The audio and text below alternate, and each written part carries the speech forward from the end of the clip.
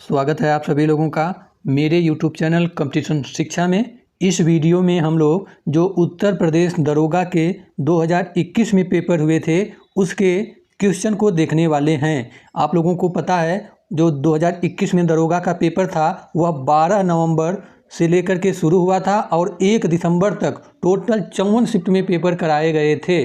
तो मैं आप लोगों को एक एक वीडियो कर करके सीक्वेंस से बिल्कुल जो है टोटल 54 शिफ्ट के प्रश्नों को हिंदी और मूल विधि और संविधान को वीडियो के माध्यम से लाऊंगा। तो आप लोगों को अगर यह सीरीज पसंद आ रहा है तो इस वीडियो को सबसे पहले सब्सक्राइब कीजिए, लाइक कीजिए, शेयर कीजिए। देखिए, मेरा मानना है कि अगर आपको कोई भी एग्ज़ाम क्लियर करना है, चाहे कोई भी एग्ज़ाम हो, तो सबसे पहले प्रीवियस ईयर के क्वेश्चन का हमें ट्रेंड देखना चाहिए कि हमारे पेपर में किस तरह के प्रश्न पूछे जाते हैं तथा प्रश्न का कठिनाई स्तर क्या होता है। उससे हमें काफ़ी हद तक जो है अंदाज़ा लग जाता है कि हमारे एग्ज़ाम में किस तरह के प्रश्न पूछे जाते हैं। तो कई बार अक्सर यह देखा जाता है कि प्रीवियस ईयर क्वेश्चन से बिल्कुल हूबहू जो है हमारे पेपर में प्रश्न देखने को मिल जाते हैं। तो प्रीवियस ईयर जो है बहुत महत्वपूर्ण होता है किसी भी एग्ज़ाम के लिए। यह बिल्कुल डिक्टो वही पेपर है, एक भी प्रश्न मैं फालतू नहीं कराऊंगा। जो भी प्रश्न पूछा गया है 40 के 40 प्रश्न डिक्टो वही है जो आप लोगों के एग्ज़ाम में 2021 में आया हुआ था। और यह पेपर जो है देखिए आपका 12 नवंबर 2021 को कराया गया था और इसका टाइमिंग था 4 बजे से लेकर के 6 बजे तक। यानी ये जो 12 नवंबर के थर्ड शिफ्ट का पेपर है, ये देख लीजिए आप लोग। पोस्ट नेम है एसआई सिविल 2021। तो आइए आप लोगों का समय न बर्बाद करते हुए शुरू करते हैं हम लोग। क्वेश्चन नंबर 1 से कह रहा है देरिदा का जन्म कहाँ हुआ था। किसका? देरिदा का जन्म पूछ रहा है। तो देरिदा का जन्म हुआ था अल्जीरिया में। ऑप्शन नंबर ए सही है। अब देख लीजिए आप लोग, जो अभ्यर्थी ने उत्तर अपना चूज किया है वह है जर्मनी और जो आयोग ने अपना उत्तर माना है सही वह है अल्जीरिया। आयोग के अनुसार जो उत्तर सही होगा वह हरे कलर में है और जो अभ्यर्थी ने उत्तर को चूज किया है वह जो है ब्लू कलर में है। देखिए यहाँ पर दिया गया है चूज एन ऑप्शन, यानी जिस अभ्यर्थी का यह प्रश्न पत्र था उसने डी ऑप्शन को चूज किया था। अब देखते हैं हम लोग। क्वेश्चन नंबर 2 पूछा गया था राम गया इस वाक्य में कौन सा काल है। तो राम गया इस वाक्य में कौन सा काल है? इस वाक्य में है सामान्य भूतकाल। ऑप्शन नंबर ए सही हो जाएगा। आप लोगों को पता है कि काल जो है 3 प्रकार के होते हैं। पहला वर्तमान काल, दूसरा भूतकाल, तीसरा भविष्य काल। वर्तमान काल 5 प्रकार के होते हैं तथा भूतकाल जो है 6 प्रकार के होते हैं और भविष्य काल जो है 3 प्रकार के होते हैं। तो काल के अंदर ये पूछ दिया है कि भूतकाल का यह कौन सा प्रकार है। तो राम गया यह भूतकाल का सामान्य भूतकाल है। अब हम लोग देखते हैं क्वेश्चन नंबर 3 जो पूछा गया था राम बहुत बहादुर है। इस वाक्य में कौन सा शब्द विशेष है। तो राम बहुत बहादुर है इस वाक्य में पूछ रहा है कि कौन सा शब्द विशेष है। तो इसमें विशेष है राम। ऑप्शन नंबर बी सही हो जाएगा। और मैं आप लोगों को विशेष और विशेषण और प्रविशेषण को बिल्कुल डिटेल से कॉन्सेप्ट के साथ समझाया हूं। अगर आप लोग उस वीडियो को देखना चाहते हैं तो इस चैनल के प्लेलिस्ट में जाएंगे और हिंदी व्याकरण के नाम से प्लेलिस्ट बना होगा, उसमें जो है कॉन्सेप्ट वाली क्लास पड़ी है, आप लोग उसमें जा करके देख सकते हैं। मेरा यकीन मानिए अगर आप लोग उस वीडियो को देख लेते हैं तो विशेष और विशेषण में कभी कन्फ्यूज नहीं होंगे, मेरा ये दावा है। अब हम लोग देखते हैं। देखिए जो क्वेश्चन नंबर 4 से लेकर क्वेश्चन नंबर 6 तक दिया गया था वह था अनुच्छेद पढ़कर दिए गए सवालों के सही जवाब दीजिए। यानी क्वेश्चन नंबर 4, 5 और 6 इसका उत्तर जो है जब आप इस अनुच्छेद को पढ़ेंगे तो इस अनुच्छेद के पढ़ने के बाद इसका उत्तर आप लोगों को मिलेगा। अब देख लीजिए ये रहा पूरा अनुच्छेद, मैं थोड़ा इसे शॉर्ट कर दे रहा हूँ। ये रहा पूरा अनुच्छेद, आप लोग देख लीजिए। जब इसे अनुच्छेद को आप लोग पूरा पढ़ेंगे तो चौथा प्रश्न पूछ रहा है किस प्रवृत्ति ने भ्रष्टाचार को और अधिक बढ़ावा दिया है। जब आप इस अनुच्छेद को पढ़ेंगे तो इसमें आप लोगों का उत्तर मिलेगा ऑप्शन नंबर बी रिश्वतखोरी ने। ठीक, अब देखते हैं इसी अनुच्छेद के आधार पर जो 5वां क्वेश्चन पूछा गया था हमारे देश के किस वर्ग के, एक मिनट, पूछा गया था कि हमारे देश के किस वर्ग के लोग मेहनत की कमाई से जीविका चलाने में असमर्थ हैं। तो वह है उक्त सभी। ऑप्शन नंबर डी सही हो जाएगा।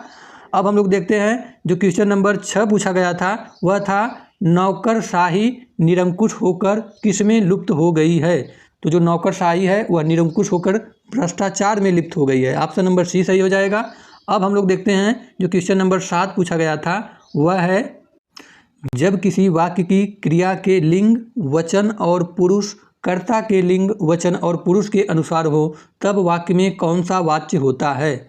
तब इसका उत्तर हम लोगों का सही है ऑप्शन नंबर बी, कर्तवाच्य। आप लोगों को पता है कि वाच्य के 3 प्रकार होते हैं, कर्तवाच्य, कर्मवाच्य, भाववाच्य। तो पूछ रहा है कि जब किसी वाक्य की क्रिया के लिंग, वचन और पुरुष कर्ता के लिंग, वचन और पुरुष के अनुसार हो तब उसमें जो है कर्तवाच्य होता है। इसे आप लोग याद कर लीजिएगा। अब हम लोग देखते हैं जो क्वेश्चन नंबर 8 पूछा गया था, इनमें से कौन सा शब्द मूल का अनेकार्थी शब्द है? किसका मूल का अनेकार्थी शब्द है? तो वह है जड़। ऑप्शन नंबर बी सही हो जाएगा। देखते हैं क्वेश्चन नंबर जो 9 पूछा गया था वह है, इनमें से शुद्ध शब्द कौन सा है? तो इनमें से शुद्ध शब्द पूछ रहा है कि आशीर्वाद कैसे लिखा जाएगा? तो आशीर्वाद का शुद्ध रूप कौन सा है? ऑप्शन नंबर सी में दिया गया है। आशीर्वाद इस तरह से लिखा जाता है। अब हम लोग देखते हैं जो क्वेश्चन नंबर 10 पूछा गया था वह था, हिंदी साहित्य के इतिहास में काल विभाजन का सर्वप्रथम प्रयास इनमें से किसने किया था? पूछ रहा है कि काल विभाजन का सर्वप्रथम प्रयास इनमें से किसने किया था? तो जो काल विभाजन का है सबसे पहले प्रयास किया था डॉक्टर ग्रियर्सन महोदय ने। ऑप्शन नंबर इसका बी सही हो जाएगा। अब हम लोग देखते हैं जो क्वेश्चन नंबर 11 पूछा गया था वह था मुहावरे से प्रश्न। मुहावरा था, गर्दन पर सवार होना मुहावरे का अर्थ है। तो इस मुहावरे का अर्थ है पीछा न छोड़ना। ऑप्शन नंबर बी सही हो जाएगा। अब देखते हैं जो क्वेश्चन नंबर 12 पूछा गया था, रोला छंद में कितनी मात्राएं होती हैं? तो रोला में 24 मात्राएं होती हैं। ऑप्शन नंबर डी सही हो जाएगा। देखिए आप लोगों के पेपर में छंद से भी प्रश्न पूछे गए थे, तो आप लोगों को कोई भी टॉपिक छोड़ के नहीं जाना है, प्रत्येक टॉपिक को आप लोगों को कमांड कर लेना है, क्योंकि हिंदी जो है एक स्कोरिंग सब्जेक्ट है। अगर आप लोग यहाँ पर अच्छा स्कोर कर ले जाते हैं तब आप लोगों का सिलेक्शन का जो चांस है वह काफ़ी हद तक श्योर हो जाता है। अब हम लोग देखते हैं जो क्वेश्चन नंबर 13 पूछा गया था, इनमें से पांडित्य में प्रयुक्त प्रत्यय कौन सा है? पूछ रहा है कि पांडित्य में कौन सा प्रत्यय है? तो पांडित्य में यह प्रत्यय है। ऑप्शन नंबर ए सही हो जाएगा। आप लोगों को पता है एक होता है उपसर्ग और दूसरा होता है प्रत्यय।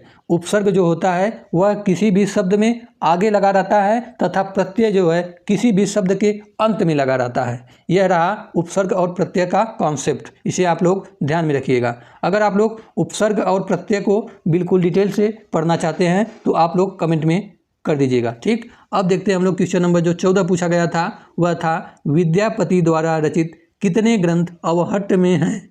तो विद्यापति द्वारा रचित 2 ग्रंथ जो है अवहट्ट में हैं। ऑप्शन नंबर इसका बी सही था।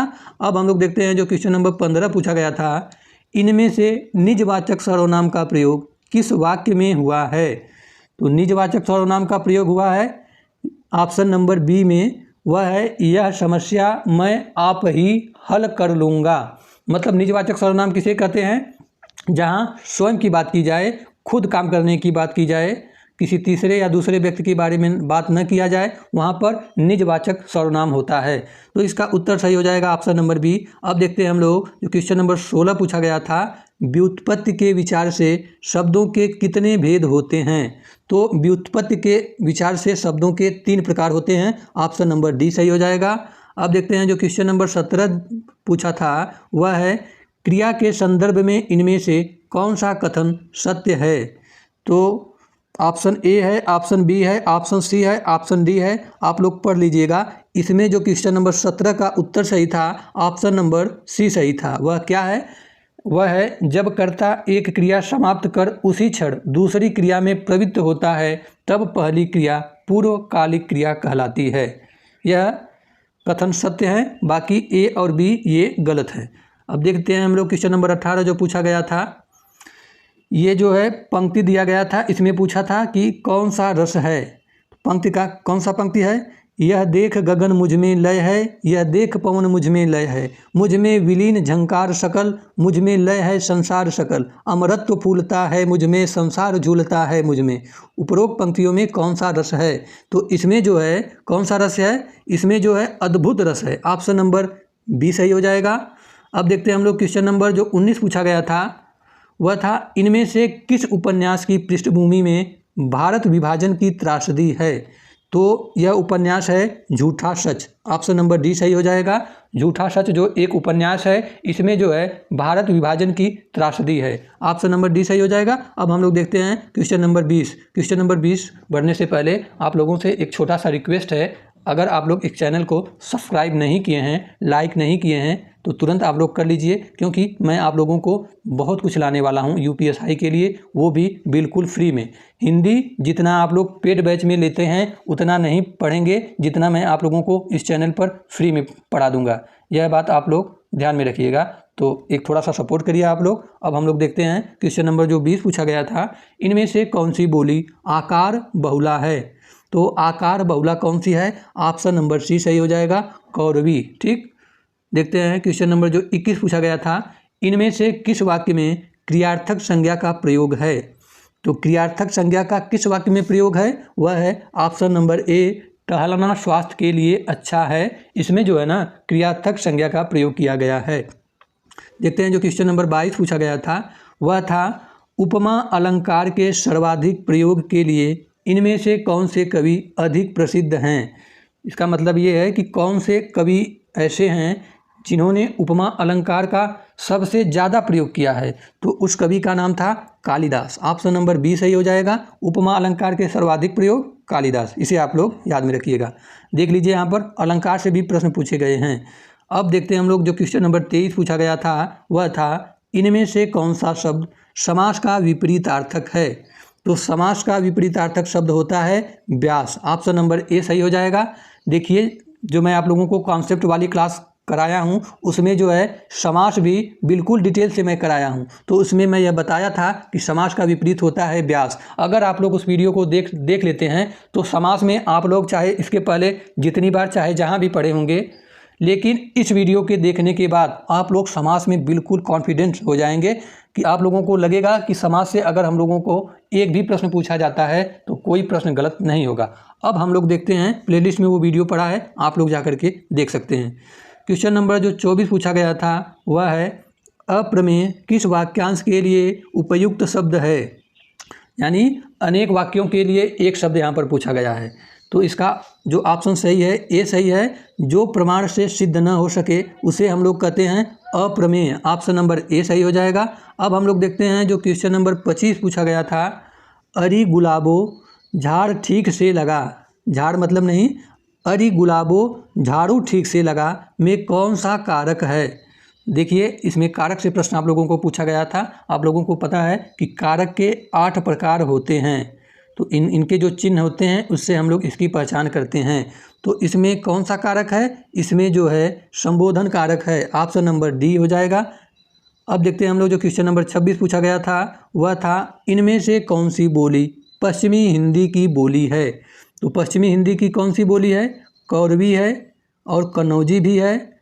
कौरवी, एक मिनट, पश्चिमी हिंदी की बोली कौन कौन सी है? कौरवी भी है, कन्नौजी भी है, ब्रजभाषा भी है। यानी ये तीनों उत्तर सही है, तो हम लोगों का ऑप्शन नंबर डी सही हो जाएगा, ये सभी।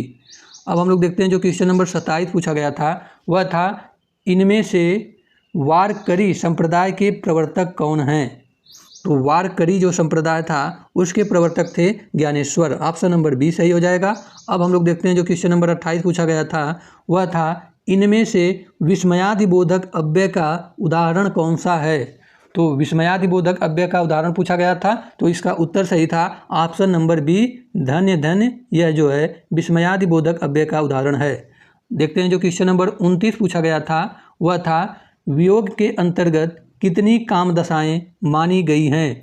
तो वियोग के अंतर्गत 10 काम दशाएँ मानी गई हैं। ऑप्शन नंबर सी सही हो जाएगा। जो क्वेश्चन नंबर 30 पूछा गया था, वह था प वर्ग का उच्चारण स्थल क्या है। यानी जब प वर्ग को हम लोग उच्चारित करते हैं तो उसका उच्चारण स्थल पूछ रहा है। देख लीजिए आप लोगों का यह वर्णमाला से आया हुआ प्रश्न है, वह भी बिल्कुल आसान सा प्रश्न है। तो वर्णमाला अगर आप लोग डिटेल से पढ़ना चाहते हैं तो कमेंट कर दीजिएगा कि हाँ हम लोग वर्णमाला को डिटेल से पढ़ना चाहते हैं। तो प वर्ग का उच्चारण स्थल पूछ रहा है, तो प वर्ग का उच्चारण स्थल होता है ओष्ठ। देखिए जो प वर्ग है उसको बोलिए सबसे पहले आप लोग, प फ ब भ म। तो कहीं ना कहीं इसका उच्चारण करते समय हमारे ओठ का प्रयोग हो रहा है, तब इसका उत्तर सही हो जाएगा हम लोगों का ऑप्शन नंबर डी। अब देखते हैं जो क्वेश्चन नंबर 31 पूछा गया था वह था सफ़ेद कमीज में कौन सा विशेषण है। तो सफ़ेद कमीज में गुणवाचक विशेषण है, ऑप्शन नंबर सी सही हो जाएगा। क्योंकि अगर हम लोग रंग की बात करें तो चाहे कोई भी रंग हो वह गुणवाचक विशेषण के अंतर्गत आता है। उसका गुण ही है ना कि कमीज का वह सफ़ेद है, तो वह जो है गुणवाचक विशेषण हो जाएगा। अब हम लोग देखते हैं जो क्वेश्चन नंबर 32 पूछा गया था, सन 2010 में साहित्य अकादमी पुरस्कार इनमें से किस रचनाकार को मिला है। तो जो सन 2010 में साहित्य अकादमी पुरस्कार दिया गया था वह दिया गया था उदय प्रकाश को, ऑप्शन नंबर डी सही हो जाएगा। क्वेश्चन नंबर 33 जो पूछा गया था वह है मलबे का मालिक कहानी के रचनाकार इनमें से कौन हैं। तो मलबे का मालिक इस कहानी के रचनाकार हैं Mohan Rakesh, option number A सही हो जाएगा। क्वेश्चन नंबर 34 जो पूछा गया था वह है उपविराम का प्रयोग इनमें से किस वाक्य में हुआ है। तो यानी 4 ऑप्शन दिया गया है, इनमें पूछ रहा है कि उपविराम का प्रयोग किस वाक्य में प्रयोग हुआ है। तो वह है ऑप्शन नंबर बी, मिश्र बंधु 3 हैं, गणेश बिहारी, श्याम बिहारी, सुखदेव बिहारी। इसमें जो है आप लोगों का उपविराम का प्रयोग किया गया है। तो विराम चिन्ह से भी आप लोगों को पेपर में प्रश्न देखने को मिलते हैं, तो विराम चिन्ह को भी आप लोग पढ़ लीजिएगा। अब हम लोग देखते हैं जो क्वेश्चन नंबर 35 है वह है इनमें से किस वाक्य में अर्धविराम का प्रयोग हुआ है। तो अर्धविराम देखिए एक ही सेट में देखिए जो 2 प्रश्न जो है सीधे सीधे विराम से देखने को मिल गया है। एक इसके पहला जो क्वेश्चन नंबर 34 था वो भी विराम से था, और जो क्वेश्चन नंबर 35 है वह भी विराम से प्रश्न है। तो पूछ रहा है कि किस वाक्य में अर्धविराम का प्रयोग हुआ है। तो वह है ऑप्शन नंबर सी में, आलस्य मनुष्य का शत्रु है, इससे दूर रहो। तो देखिए अर्धविराम का चिन्ह कैसे लगता है, यही अर्धविराम का चिन्ह होता है, ये ऐसे लगता है, ठीक, जो यहाँ पर लगा है देख लीजिए आप लोग बीच में, ठीक। अब हम लोग देखते हैं जो क्वेश्चन नंबर 36 पूछा गया था वह था जिस समास में दोनों पद प्रधान होते हैं तथा जिसमें समुच्चय बोधक अव्यय का लोप कर दिया जाता है उसे क्या कहा जाता है। तो जिस समास में दोनों पद प्रधान होते हैं उसे हम लोग कहते हैं द्वंद्व समास, ऑप्शन नंबर बी सही हो जाएगा। देखिए द्वंद्व समास को पहचानने का ट्रिक है कि जब इसका हम लोग जो शब्द दिया गया रहेगा इसका हम लोग समास विग्रह करेंगे तो बीच में और या और अथवा जैसे शब्द आ जाते हैं। जैसे पाप और पुण्य, बीच में और आ गया ना, तो यही जो है द्वंद्व समास को पहचानने का ट्रिक है। देखते हैं जो क्वेश्चन नंबर 37 पूछा गया था, भारत में संवैधानिक रूप से हिंदी का क्या स्वरूप है। तो बहुत लोगों को लगता होगा कि हिंदी हमारी राष्ट्रभाषा है। गलत, हिंदी हमारी राष्ट्रभाषा नहीं है। यह प्रश्न तो हमें लगता है कि 2017 में भी पूछा गया था, जो दरोगा का पेपर ऑनलाइन हुआ था, और इसमें भी देख लीजिए पूछा गया था। तो पूछ रहा है कि हिंदी का क्या स्वरूप है भारत में संवैधानिक रूप से। तो हिंदी जो है हमारी राजभाषा है, इसे आप लोग ध्यान में रखिएगा, ऑप्शन नंबर सी सही हो जाएगा। राष्ट्रभाषा नहीं, कौन सी है, राजभाषा, ठीक। अनुच्छेद 343 ये बात कहती है, ठीक।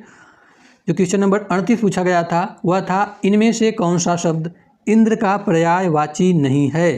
तो अक्सर होता है कि जल्दबाजी में हम लोग इस प्रश्न को पढ़ लेते हैं, इनमें से कौन सा शब्द इंद्र का पर्यायवाची है, तब हमारा प्रश्न गलत हो जाता है। कोई भी प्रश्न हो हमें बिल्कुल अस्थिर माइंड से पढ़ना है। देख लीजिए यहाँ पर पूछ रहा है कि इंद्र का पर्यायवाची नहीं है, तो वह हो जाएगा ऑप्शन नंबर डी, पुलोमजा। यह जो है इंद्र का पर्यायवाची नहीं है। बाकी जीमूत, वाहन और वासव और ये जो शक हैं, ये तीनों जो है इंद्र के पर्यायवाची हैं, इसे आप लोग ध्यान में रखिएगा। देखते हैं जो क्वेश्चन नंबर 39 पूछा गया था वह है ऐसा फूल जो पूरा खिला न हो, इसके लिए उपयुक्त शब्द क्या है। तो ऐसा फूल जो पूरा खिला न हो उसे हम लोग कहते हैं मुकुल, ऑप्शन नंबर ए सही हो जाएगा। अब देखिए जो ये दूसरा 39 प्रश्न है वह अनेक वाक्यों के लिए एक शब्द से, इसी शिफ्ट में ये दूसरा प्रश्न पूछा गया था। देख रहे हैं ना, एक अध्याय से ही 2-2, 3-3 प्रश्न आप लोगों के एक शिफ्ट में देखने को मिल जा रहे हैं। अब देखते हैं हम लोग आज के इस वीडियो का लास्ट प्रश्न जो है क्वेश्चन नंबर 40 है, इनमें से कौन भारतेंदु युग के रचनाकार नहीं है। तो इनमें से कौन भारतेंदु युग के रचनाकार नहीं है, वह हैं Ramchandra Shukla, option number A सही हो जाएगा। बाकी प्रताप नारायण मिश्र और प्रेमघन और सितारे हिंद, ये तीनों व्यक्ति जो है भारतेंदु युग के रचनाकार हैं, इसे आप लोग ध्यान में रखिएगा। अब अगला जो हम लोग वीडियो लाएंगे उसमें जो है इसी शिफ्ट का जो ये basic law, constitution and general knowledge का प्रश्न पूछा गया था, 40 प्रश्न, उसको हम लोग देखेंगे। तो अंत में आप लोगों से एक छोटा सा रिक्वेस्ट है, अगर आप लोगों को यह सीरीज पसंद आ रही है तो इस चैनल को सब्सक्राइब करें और बेल आइकन को ऑन करें, लाइक करें और शेयर करें। ये आप लोग थोड़ा सा सपोर्ट करिए, क्योंकि यह जो भी मेहनत है मैं आप लोगों के लिए कर रहा हूँ। और मिलते हैं नेक्स्ट वीडियो में, तब तक के लिए जय हिंद, जय भारत।